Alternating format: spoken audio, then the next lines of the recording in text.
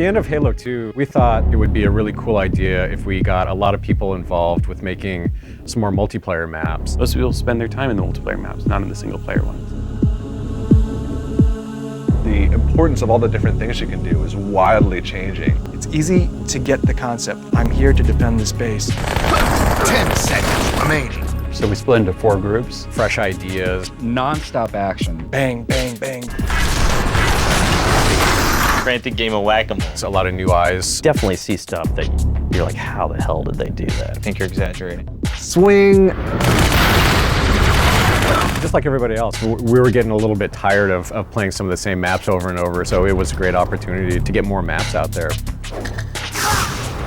Double kill. Triple kill. Killtacular.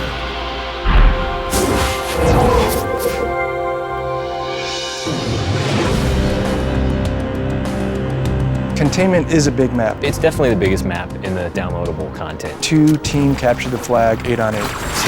This map is so big the Xbox can't even hold it. We're visiting the quarantine zone. These zones were created by the Sentinels in order to prevent the flood from escaping further and infecting even more of the Halo structure. It was supposed to be just a straight up conversion of Timberland from Halo PC. The bases are more intricate. Because they're basically the Sidewinder bases. And more interesting.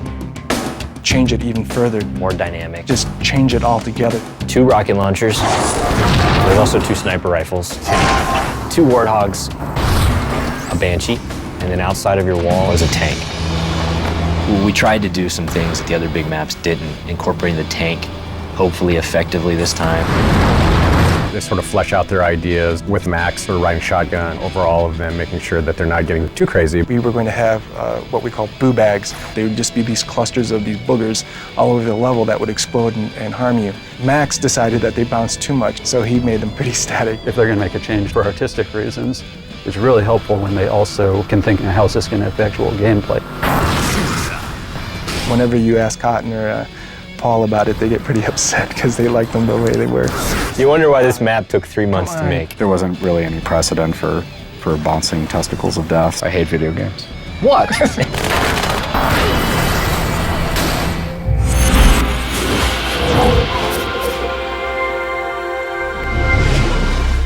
Backwash is a humid environment. In all our other multiplayer maps, you can see the other player from a quarter mile away. Here, you can't. We knew we had to make a small, like 4-player Slayer-style map. The idea came up to use the Halo 1 swamp as this foggy arena. Old and crusty Forerunner. We're saying this is on the Delta Halo, and it's actually an area very similar to the place on the Alpha Halo where the Chief met Guilty Spark.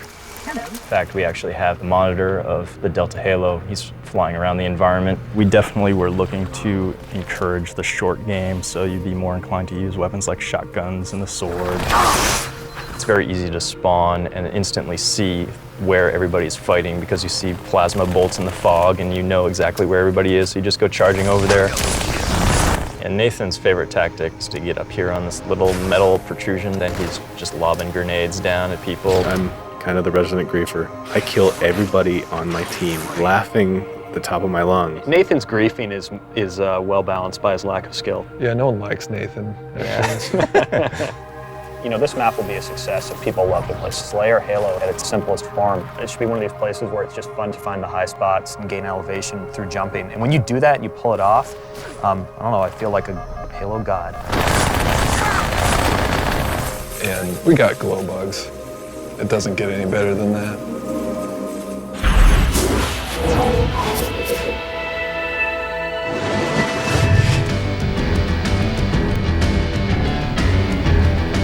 Terminal. It's a train terminal. Exists in New Mombasa. It's supposed to be Zanzibar Plus. What if we took Zanzibar to the next level? What would that map be? It's completely asymmetrical. There are 2 bases, but it's not a mirrored environment or an environment that is rotated so it's identical on both sides. The nature of it is it's imbalanced. So the attackers have a starting location and the defenders have a base, but they're not equal in like which one is easier to defend or easier to attack. The only real dynamic element is the train. If you play too close to the tracks, you'll die. most of our Halo 2 maps playing single flag CTF. The vehicles are fun, but they're not a key component of how you win or lose that. And we wanted to make a vehicle encounter significant. You cannot ignore the Wraith. The Wraith is a big deal. You need to take out the Wraith if you're an attacker. If you're a defender, you want to preserve the Wraith. Everything that we're thinking about is balance. We put a lot of thought into making sure that a guy on foot can destroy that vehicle. No rocket launcher. No rocket launcher. No rocket launcher. It's a big design issue. I think they've actually softened on that position a little bit. There's now a rocket on terminal. Okay, people who are good with the Wraith, we've added the rocket launcher back in the terminal, which we didn't want to do in the first place. We tried to specifically design this map so we didn't have to use the rocket launcher, but now because people have gotten so good with the Wraith, the rocket launcher's back in there. It's pretty rare that you'll get people just sitting in a spot and being cowardly. I hate cowards. Sudden death.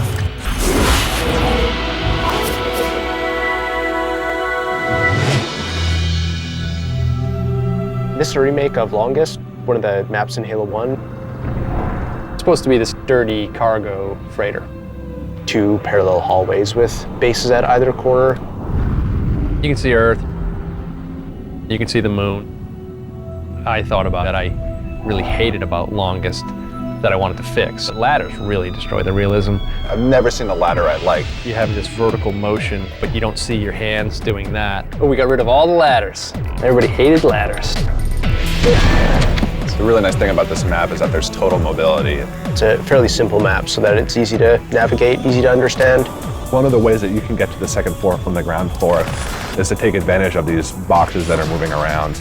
Gameplay-wise, they create a very huge change because they create this jumping path that you can get between the 2 levels on the map from any point. One of the interesting things that just kind of fell out of this design, and this is not intentional, if you are on the conveyor belt, even though you're moving faster than the motion sensor, if you're standing still, you don't show up. It has like this one thing that we've never had before, which is you can hide and actually end up in a different spot than you were, and the whole time you won't be on the motion sensor. I wanted to put the ladders back in, but make them slanted so that you didn't have the same horrible problems that you did. He never expressed that to us. Yeah, I never expressed that. He would have got shot down. It would have been a problem.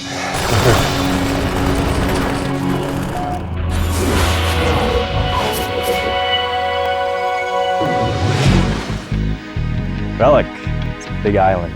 The original idea came from the very first Halo multiplayer map back on the PC. 4 and 4, that's kind of the sweet spot for that map. The more people, it gets a little more chaotic. We were looking for a asymmetric one flag CTF map that played differently than any of the others. It's designed specifically to have a unique experience for Capture the Flag. It's set up to have a side that is protecting the flag. So there's always an attacker and defender keeping the entire map in play at all times. It totally changes the way the 2 sides behave. One of the smart routes to go is down here by the beach because that's where the rocket launcher is. Both sides trying to fight to get that as quickly as possible. You take the quick route and run out in the open to get to the base? Or did you take the longer but safer route? I mean, there's a trade-off. We intentionally make it so that the fastest route is the straight line that's running the gauntlet, so it's risk versus reward. Scoping out over the entire island is really cool because you can see people coming up through the rocks. Killing spree. Double kill. There's a contest to go and get the rocket launcher, much like there's a contest to get the sniper rifle. You have to make real conscious decisions about what's important to you to win this map.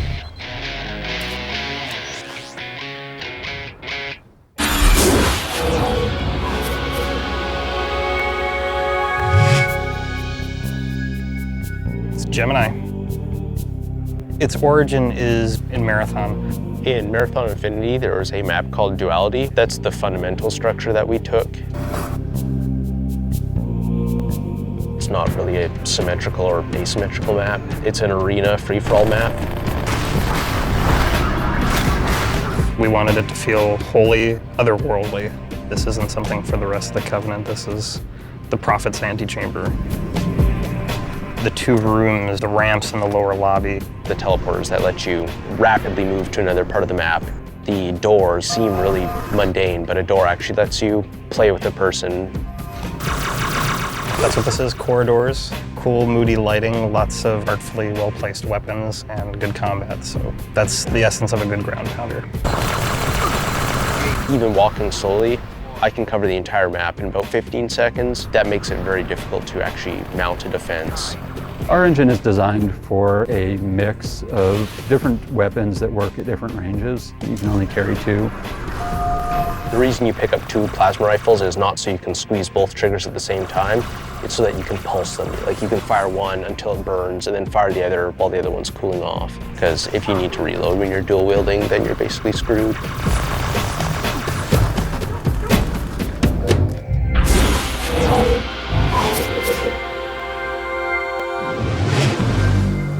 I really wanted to have a lot of small maps. Warlock had a characteristic of being 4-way symmetrical. Radially symmetrical. It's designed to be completely equal. Warlock is based on the original Halo 1 map, Wizard. And for those that played Halo 1 multiplayer, this is going to be like an old friend. They're going to immediately walk into this map and be like, oh, I know what's happening. I thought it'd be fairly easy to get Warlock up to speed, considering that the geometry already existed. We had to mark off each base with a different color so that you wouldn't get lost. And it's pretty easy to get lost in a place where every 4 of the corners look identical. The game is really giving you something that you look at and something that you hear. We have almost 36,000 pieces of audio that went into Halo 2. Territory control. With 64 surround sound voices. Double kill. And if you're playing multiplayer and you have a big battle going on around you, you are probably more than likely hitting that 60 to 64 voice limit pretty easily. Lost the lead. If you look at it and you think it should make sound, we try to make it make sound.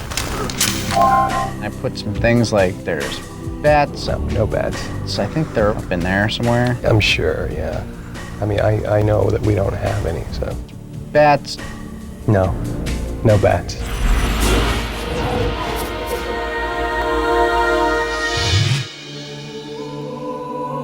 Sanctuary is about a battle that takes place on the Delta Halo. You could envision Delta Temple being in the distance behind the cliff and behind the waterfall. It should look like a single-player map, but play like a multiplayer map. It's old Forerunner architecture, supported by some newer Forerunner metal structures. It's really important to us that people believe that they are real places in our universe.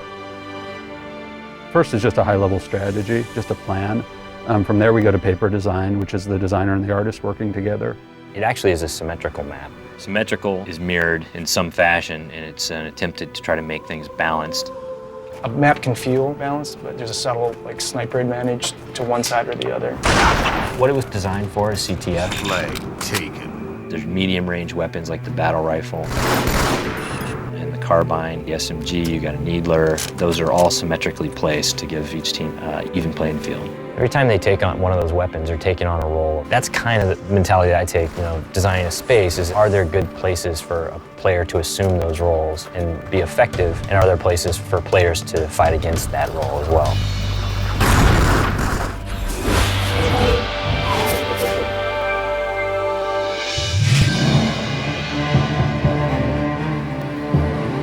Turf. Turf is a medium to small map. Set in Old Mombasa, sort of early in the invasion, before the stuff really starts hitting the fan. Old Mombasa was probably my favorite part in the single player in Halo 2. Seeing certain landmarks from a single player game in the distance, like the bridge, just gives it such a great feel. It's got lots of cover, lots of very small scale interconnections, more close quarters combat. It's meant for a match between 2 small teams. We really wanted to work on a map that really featured a new game type that we had in Halo 2 called Territories. Territories sort of requires a map that is designed for the game. Territories is the game where the objective is to capture and control the territories. Territory control. As you control them, you gain time, and you win the game by having the most time. The more control you have, the more tenuous that control is. As you're controlling a larger area of the map, you have to divide your attention over a much greater space, so that it's easier for the underdog to come in. Territory lost. We have a street territory which is being themed as a Marine headquarters. The opposite corner, we have a warehouse territory. And then at the third corner, we have a scarab. Although in Halo lingo, aren't they called plots? No, they're just territories. In the UI, doesn't it say plots? Well, it's called 3 plots for the three territories. Therefore, yes, in Halo. Am I being too verbose? This is going to be the easiest map to navigate and learn. So everyone always wants to do a little bit more than they probably can. We always overshoot and then come back. Put it in, rip it out. This map has probably had the most work done on it of all the maps.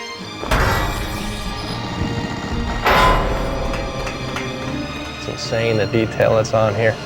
This is probably my favorite Halo map thus far. It's awesome. I love this map. I like it. It's a fun map, and I did no work. Territory control. As a game developer, you really get to enjoy 2 games. One is the game of creating the systems and the art itself, and then the other one is to actually play test it. The rest of the staff is working on all these maps. What's the animation team going to be doing? Part of this process was getting everybody to take on a new challenge and even expand those skills in new ways that they hadn't thought of before. So that was a great opportunity to get a cinematic together. We looked at the way we combined animation and sound and everything else into the cinematics in Halo 2 and how we could make that process better. We didn't feel like our pipeline was really well thought out, and we wanted to go through it again and come up with new tools. We were all like, well, let's do a short film.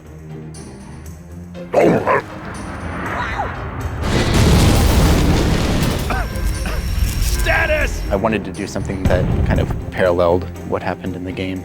The Marines at the beginning of our city is one of those kind of tangents that you see the beginning of and then you see the end of, but you never really hear what happened. The third Pelican, kind of flies by, and then halfway through that level you see that same Pelican crash on the beach and you meet up with the Marines that were in it, but you never really found out what happened to them. It felt like a good place where you can tie in both the beginning and the end to actual gameplay. Just placing the Master Chief in the scene, and this shot that I'm working on right now is the very first shot. This shot right here is where the Pelican has just crashed. You'll see phones checking the corpse of O'Brien. We're actually going to be able to fly the Pelican around in a space and capture 5.1 audio of it and be able to embed that in the cinematic in a way that we weren't able to in the game engine. That's actually me. I'm the one with the plasma, and that's Jeremy over here. And Bill's dead, of course. The Jackal is a good character. We killed Bill off pretty quickly. What do you think? Hollywood? It is going to be pre-rendered, so it's a little bit different than the cinematics that occur in-game. We're still using the game engine to render it, but since it's not rendering in real time, we're able to do a little, more effects and more lighting stuff. Oh, everybody's really getting to do the things that they love to do, to work on the things that they love working on, because it was something that we were doing for fun. It was a learning exercise. It was just a lot of really good experience for everybody on the team. We have a long road ahead of us, I won't lie, but yeah, it's pretty cool. It's actually a really fun time to be working here. I would definitely say this is wet the whistle for what comes next. We better get moving. Agreed.